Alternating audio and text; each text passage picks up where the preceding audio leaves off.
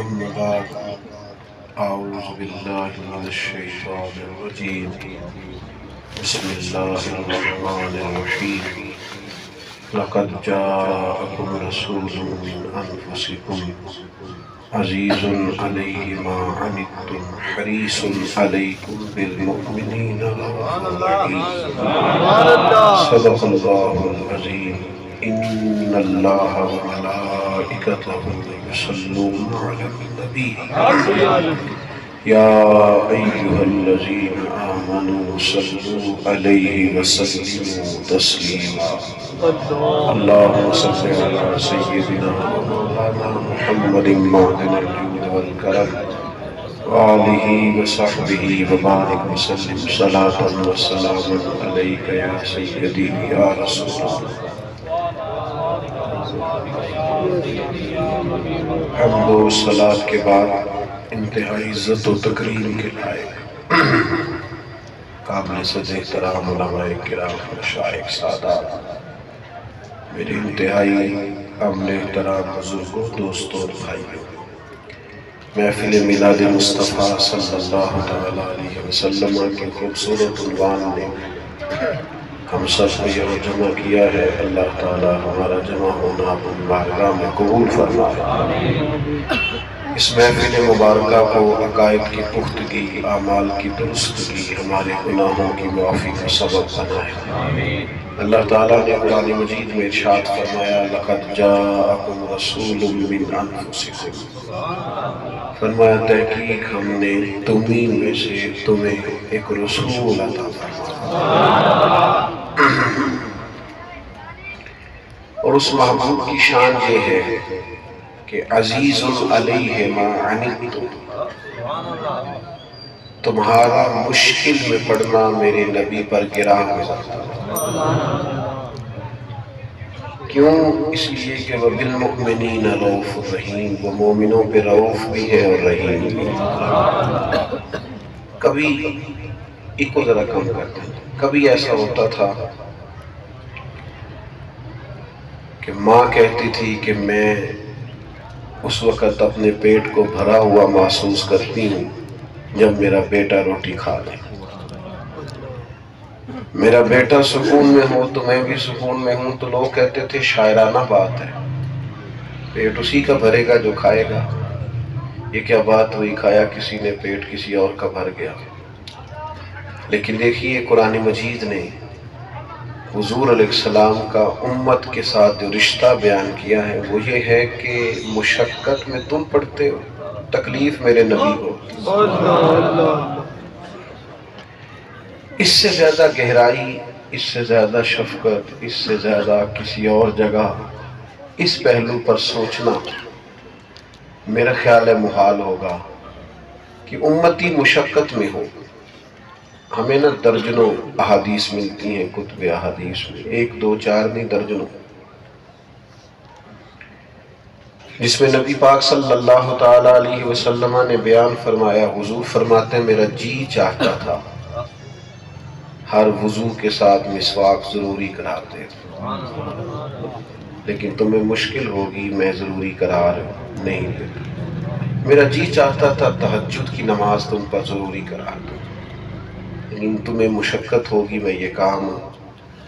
آپ ذرا انداز دیکھیے، حضور فرماتے ہیں میں نماز پڑھا رہا ہوتا ہوں تو کسی پیچھے سے بچے کے رونے کی آواز آ جاتی. یہ بخاری میں موجود ہے. کریم فرماتے ہیں میں رب کی نماز مختصر کر دیتا ہوں. اس بچے کی ماں کو تکلیف ہو رہی ہوگی اس کے رونے سے.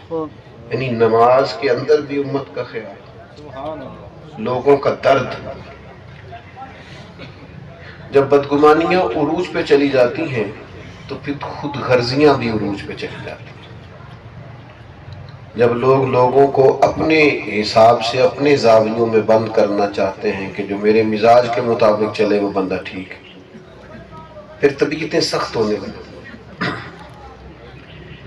انسان کے مزاج سے خیر رخصت ہونے لگتی، سخت اور شدت والا اور ضدی ہو جاتا ہے. لیکن جب وہ پیار کرتا ہے، محبت کرتا ہے، تو پھر اس کے دل میں دوسروں کے لیے نرمی رہتی ہے.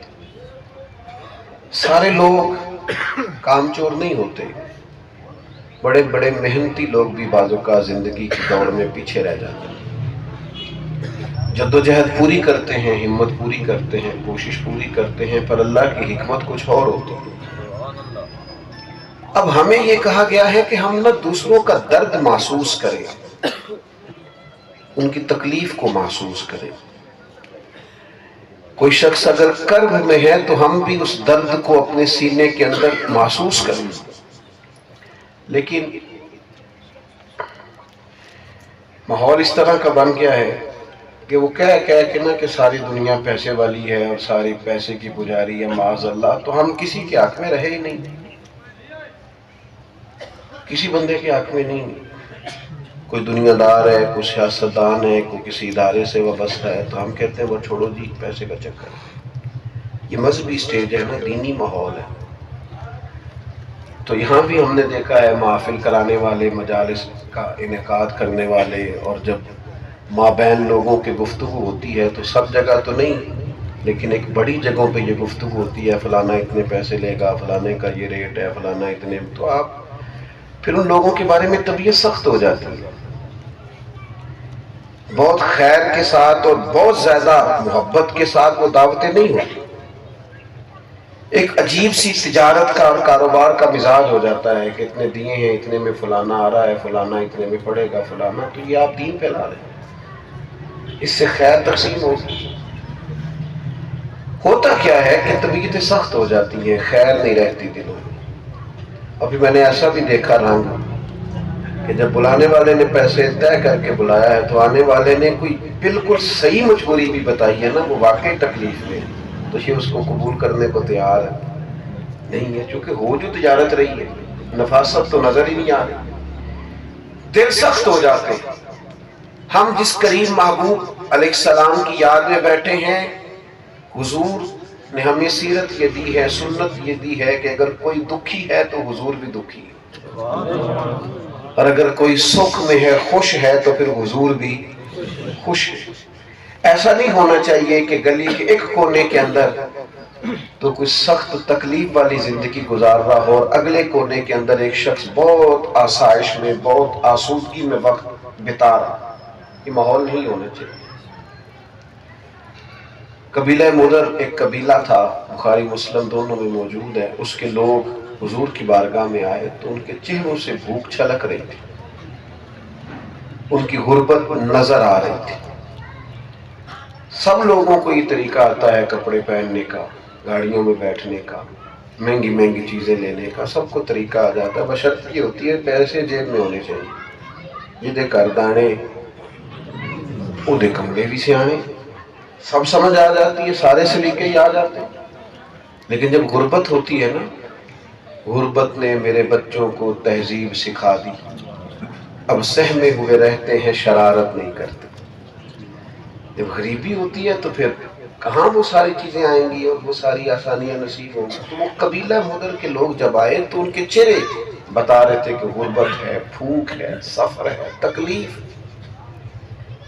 تو صحیح حدیث میں موجود ہے، صحابہ فرماتے ہیں ہم نے چہرہ نور دیکھا تو نبی کریم پریشان ہو گئے، اور بے چینی دیکھی ہم نے حضور کے چہرے پر۔ فرمایا بلال سے کہو جلدی سے اذان پڑھے۔ آذان کی آواز نغمہ نور گونجا ہی تھا کہ صحابہ نماز کے لیے جمع ہونا شروع ہوئے۔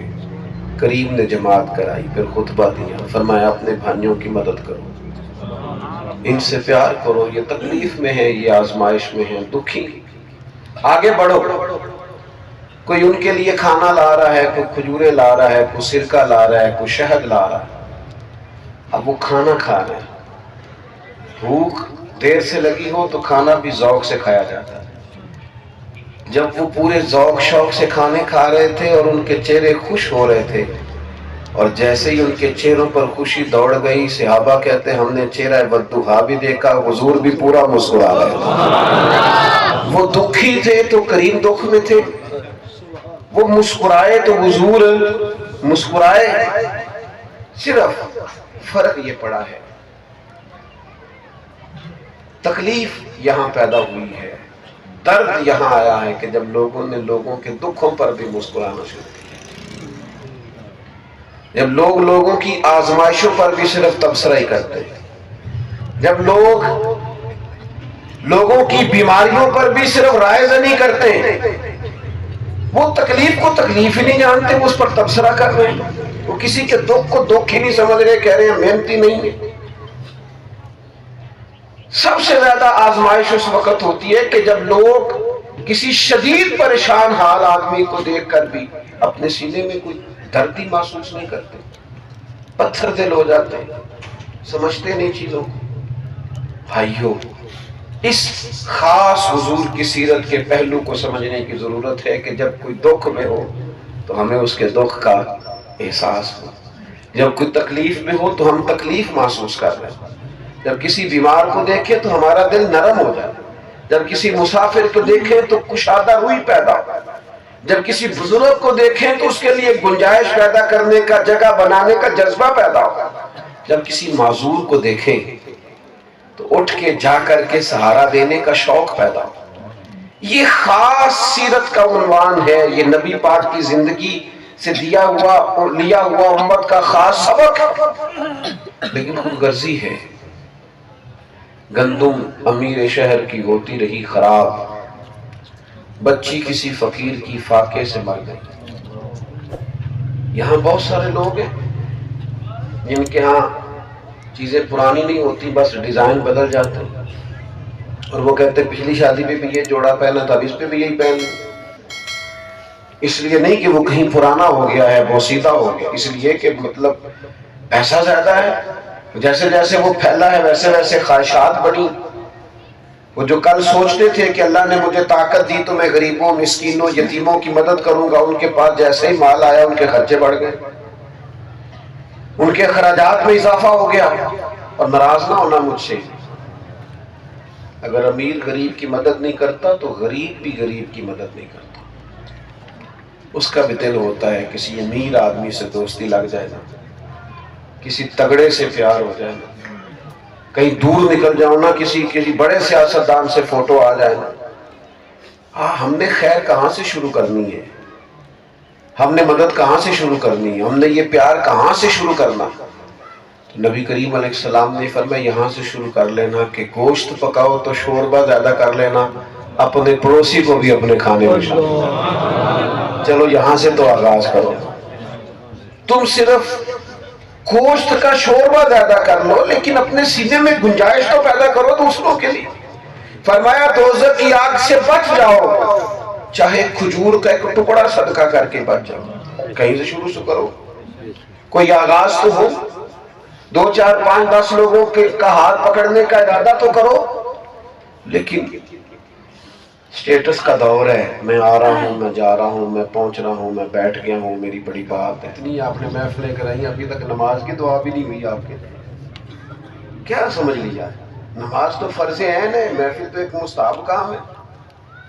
اتنے اہتمام اور توجہ سے اور محنت اور جدوجہد سے آپ یہ کر رہے ہیں، خوب کریں، بڑی بات ہے، لیکن اس سے بڑا درجہ واجب اور فرض کا ہے۔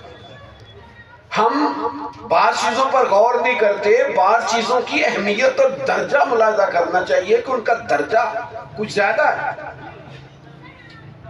حضرت غوث اعظم رضی اللہ تعالیٰ عنہ فرماتے ہیں میں نے 50 سال دین پڑھایا ہے، مجھ سے اگر کوئی پوچھے رب سب سے جلدی کب راضی ہوتا ہے تو میں اسے بتاؤں گا کہ کسی بھوکے کو کھانا کھلایا جائے تو اللہ سب سے جلدی راضی ہو جاتا ہے۔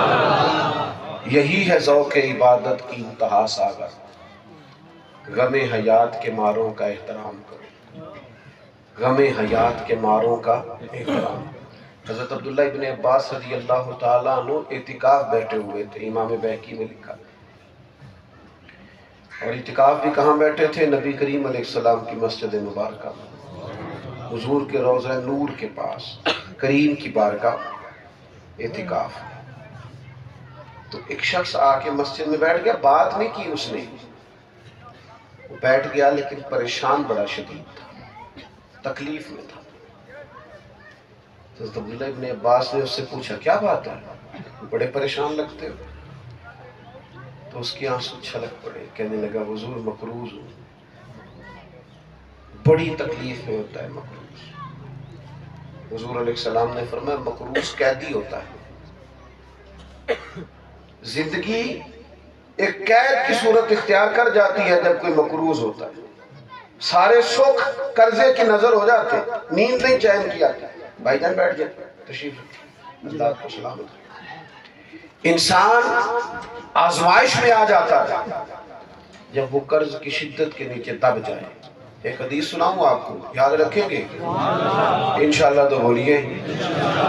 حضور نے فرمایا اگر تم نے کسی شخص سے پیسے لینے ہو اور تمہیں پتا ہو کہ بندہ تنگ دست ہے، جان بوجھ کے نہیں دے رہا، مجبور ہے، تم نے پیسے لینے ہیں اور تمہیں پتہ چل گیا وہ مقروض جو ہے تمہارا وہ ہے مجبور، تو فرمایا جتنے دنوں کی تم اسے مہلت دو گے نا، جتنے پیسے تم نے اس سے لینے ہوں گے اتنے پیسے روز اللہ تمہیں صدقہ کرنے کا ثواب عطا کرے گا۔ لیکن ہم تنگ دستوں کو مہلت نہیں دیتے، کیونکہ تنگ دست غریب ہوتا ہے، شامی دینے نہیں، لیکن اگر تگڑا ہو، گنڈا ہو جس سے لینے ہو، پھر ہم کہتے ہیں جناب کیسے دے سکتے ہیں آپ، تھوڑے تھوڑے کر کے دے دیں۔ تنگ دست کے لیے گنجائش پیدا کرنی تھی، لیکن یہاں تو گنجائش پیدا ہو رہی ہے ان کے لیے جن سے لوگ خوف زدہ ہوتے۔ حضرت عبداللہ ابن عباس سے اس شخص نے کہا حضور میں مقروض ہوں اور تکلیف میں ہوں اور بڑی سخت آزمائش سے گزر رہا ہوں، اور پھر اس نے قسم اٹھا کے کہا کہ ہوں مجبور، ورنہ میں فوراً قرض دے دیتا، اب جس کے پیسے دینے ہیں وہ بڑا پریشان کرتا۔ تو حضرت عبداللہ ابن عباس مسجد نبوی میں اعتکاف بیٹھے تھے، کہنے لگے میں اگر تیرے ساتھ چلوں تو کام بنتا ہے؟ یہاں نہیں سفارش کرتے ہم، ہمارے کہنے سے کئی کام ہو جاتے ہیں، نہیں کرتے۔ میں چلوں تو کام بنتا ہے؟ اس نے کہا حضور آپ چلے تو کمال ہو جائے، میں تو بچ جاؤں۔ تو حضرت عبداللہ ابن عباس نے جوتے پہنے اور مسجد سے نکل آئے۔ اس نے کہا حضور رکیے رکیے رکیے، شاید آپ بھول گئے، آپ اعتکاف میں۔ میں بھولا نہیں، مجھے یاد ہے۔ تو کہا اعتکاف چھوڑ کے آ گئے؟ تو آپ فرمانے لگے زیادہ وقت نہیں گزرا، میں نے اس مزار میں آرام فرما نبی کریم علیہ السلام سے خود سنا ہے، کریم محبوب نے فرمایا جو کسی مومن کی ایک مشکل میں مدد کرے گا اللہ 10 اعتکاف کا ثواب عطا فرمائے گا۔ تو میں نے سوچا وہ بلا اجر نہ لوں جو اس سے بڑا ہے، جس کا درجہ اس سے اوپر کا ہے، لیکن وہ بعض اوقات اوپر والے درجے کی فوٹو نہیں آتی، یہ بڑی مصیبت، فیس بک پہ نہیں چڑھتی، اس کا سٹیٹس نہیں بنتا۔ تو مجبوری تو یہ ہے کہ جو کرنا ہے اس کے ساتھ ہماری جب تک ساتھ فوٹو اٹیچ نہ ہوگی کام نہیں بنے گا۔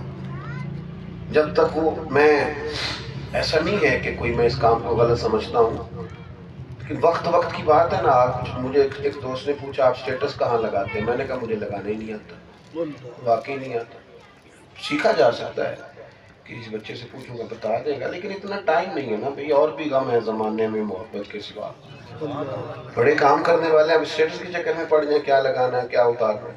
اس سے اندازہ ہوگا لوگوں کا سٹیٹس تو بندے کا وہ ہوتا ہے جو رب رسول کی بارگاہ میں، وہاں اس کا درجہ کیا ہے، یہاں سٹیٹس کیا مطلب ہے اس کا؟ نوز نہیں ایک فوٹو، اور پھر اللہ تعالیٰ معاف کرے بعض ایسے بھی میری طرح کے نادان ہیں، اپنے موبائل پہ اپنی فوٹو لگا کے اپنا آپ ہی سارا دن دیکھتے رہتے ہیں، اتنے پریشان ہیں کہ روز اپنے آپ کو بھائی پاس کر دے، تو کس چکر میں پڑا ہے، اپنے آپ کو سارا دن دیکھتا رہتا ہے۔ خدا مجھے ایسی خدائی نہ دے کہ اپنے سوا کچھ دکھائی نہ دے۔ تھوڑا سا دیکھیں، ہم سست ہیں، غافل ہیں، ادھر ادھر بیٹھے ہیں، موبائل پہ وقت ضائع کر رہے ہیں۔ ہمارے تھوڑے سے ساتھ چلنے سے، تھوڑے سے مدد کرنے سے، تھوڑا سا آگے بڑھنے سے اگر کسی کا مسئلہ حل ہو جائے، کوئی کسی مشکل سے نکل آئے، کوئی کسی دشواری سے بچ جائے، کوئی کسی آزمائش سے باہر آ جائے، تو آپ نے اپنے محبوب پاک علیہ السلام کے میلاد منانے کا حق ادا کیا۔ آپ نے وہ رستہ اختیار کیا جو صحیح معنوں میں میلاد منانے کا رستہ ہے، لیکن ترجیحات کا تعین کریں، حقیقت پسند بنے، خوابوں کی دنیا سے باہر نکل کے سچی سچی زندگی گزارنے کا مزاج اختیار کریں، زندگی کے کچھ ایسے کام کریں جس سے کچھ لوگوں کا نفع ہو، فائدہ ہو، سود مند ہو۔ کچھ کام ہوتے ہیں ہوائی کام، ان کاموں میں لوگ بڑے خوش رہتے ہیں۔ کچھ کام ہوتے ہیں دیر پا، محفل کرنا، جلسہ کرنا بڑا خوبصورت کام ہے، لیکن ادارہ چلانا دیر پا کام، مشکل کام۔ ادارے بناتے چلاتے انسان بوڑھا ہو جاتا ہے۔ ہم اس درد کو جانتے ہیں کہ یہ کتنا مشکل کام ہے، لیکن اگر آپ کچھ 100 کو لے کے چلتے ہیں، ان کا مستقبل آپ سمیٹتے ہیں، مشکل تو ہے، سر درد تو ہے، لیکن یہ ایک دیر پا کام۔ اگر ایک عالم آپ تیار کرتے ہیں تو ایک ضلع کے لیے آپ ایک محافظ تیار کرتے ہیں، لیکن اس پر لگتی ہے کچھ محنت زیادہ، اس پر جدوجہد ہوتی ہے، کام ہوتا ہے۔ تو مشکل کام ہم نہیں کرتے، ہمیں تو سوکھا سوکھا کام چاہیے۔ وہ کچھ لوگ ایک جگہ پہ بیٹھے تھے، اب تو خیر مجھے زیادہ وقت ہی نہیں ملتا، تو وہ ایک دوسرے سے باتیں کر رہے تھے، آج میں محفل لوٹ کے لائیں، واہ جی واقعی آج تو تے محفل لوٹ لئی تکیا میں۔ تو میری طرح کے خشک بندے بھی بیچ میں بیٹھے تھے، میں کہ یار محفل نوں تے کچھ دئی دے، تسی لوٹ کے لائے ہو، عجیب آدمی ہو بھائی۔ محفل کو دیکھ آنا چاہیے تھا، کو پیغام اللہ رسول کا، الٹا آپ لوٹ کے لے آئے، پتہ نہیں کیا لوٹ کے لے آئے۔ وہ دتی شتی چلتی ہوں گی نوٹوں کی کافی ساری، کو لوٹ لیا ہوگا کچھ، جس طرح آج کل ہمارے ہاں ہوتا ہے، نوٹ دیکھ کے تو پھر ذرا ذوق بھی تازہ رہتا ہے۔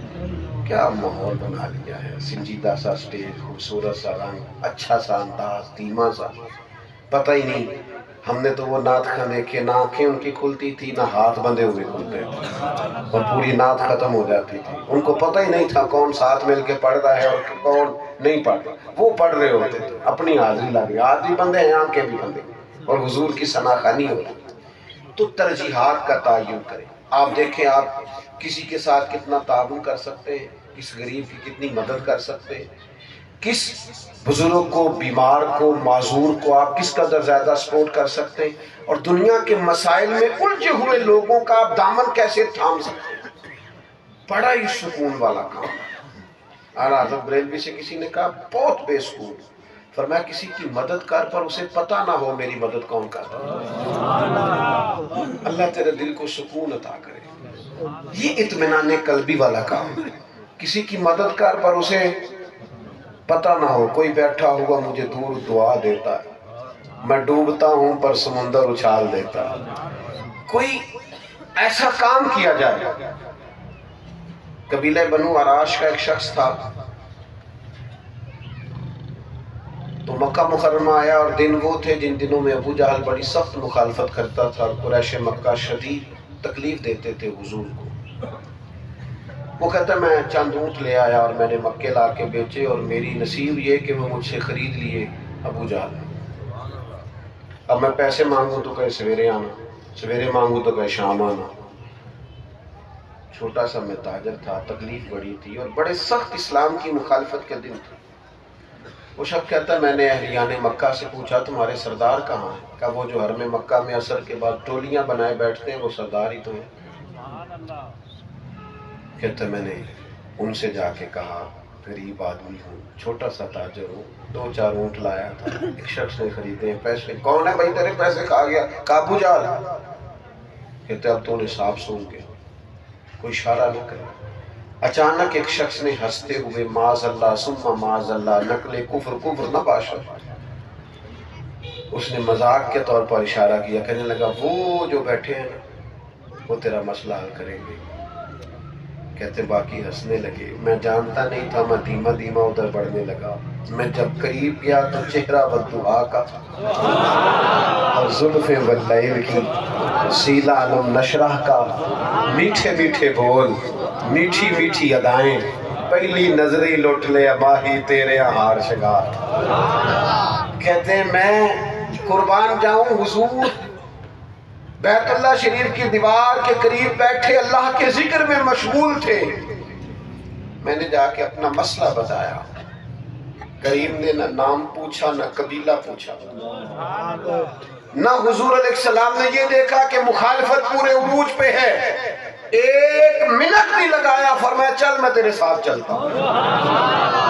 گویا خدا کی ساری رحمتیں ساتھ چل رہی، محبوب ساتھ ساتھ چل رہے، فرماتے دھیمی دھیمی باتیں، دھیما دھیما لہجہ، سے ثبوت نہ پوچھو میں تھو نظر کرم قد ہوئی، اے میں جانا یا دل بر جانے غیر نہ جانے کوئی۔ فرماتے محبوب میرے ساتھ قریب ساتھ ساتھ چل رہے ہیں، جھکی جھکی نظریں، دھیما دھیما لہجہ۔ ابو جہل کا گھر آ گیا، میں سوچتا تھا وہ اتنا بدماش آدمی ہے اور محبوب کا تو جھکی ہوئی نظریں اور یہ لہجہ۔ فرماتے دروازے پہ دستک دی، جب باہر آیا نا پھر میں نے جھکی ہوئی نظروں کو اٹھتے ہوئے دیکھا، پھر میں نے لہجے میں دبدبا دیکھا، وقار دیکھا، جلال نبوت دیکھا۔ پیسے کیوں نہیں دیتا اس کے؟ ادھر وہ جو کافر تھے انہوں نے ایک شخص کو جاسوس کو بھیج دیا، پیچھے جاؤ پتہ کرو وہاں کیا ہوتا۔ پیسے کیوں نہیں دیتا؟ ابو جہل کانپنے لگا، کہنے لگا ابھی لے کے آئے۔ غضب سے ان کے خدا بچائے کہ نور باری جلال میں کیوں نہیں دیتا پیسے؟ کہتا جی میں ابھی لے کے آیا، دوڑا گیا گھر سے پیسے لایا، حضور نے غریب کو پیسے تھمائے، اس نے یوں شکر کی نظروں سے دیکھا، محبوب نے تھپکی دی، کوئی بات ہی نہیں کی، حضور وہاں سے تشریف لے گئے۔ وہ جاسوس واپس گیا تو سرداروں نے پوچھا کیا بنا؟ کہنے لگا تمہارا سردار تو پانی کی طرح بیٹھ گیا۔ ابو جہل سے پوچھا تجھے ہوا کیا؟ کہنے لگا سمجھ نہیں آئی، پتہ نہیں ان کے آنے سے کیا روک داری ہوئی، پتہ نہیں کیا انفرادیت تھی، کیا ان کے اندر کمال تھا۔ ظلم کے پیر نہیں ہوتے میرے بھائی، سب سے بڑا بزدل ظالم ہوتا ہے، لیکن ہمارا مسئلہ یہ ہے کہ ساتھ والے پر ظلم ہو رہا ہو تو ہم اپنا دروازہ اندر سے بند کر لیتے ہیں، ہم کہتے ہیں یہ لڑائی میری نہیں۔ میرے ابا جی کہا کرتے تھے کبھی کبھی پڑوسیوں کی آگ اس لیے بھی بجھا دینی چاہیے کہ ان کی نانا بجھائی تو کہیں ہمارے گھر بھی نہ آ جائے۔ کئی دفعہ پڑوسیوں کے گھر آگ لگی ہو، بجھے نہ تو آس پاس کے مکان بھی اپنی لپیٹ میں آ جات لے لیتی۔ کرنے کا کام یہ ہے چلو اس لیے کسی کی آگ بجھا دو کہ نہ بجھائی تو ہمارا مکان نہ لپیٹ میں آ جائے۔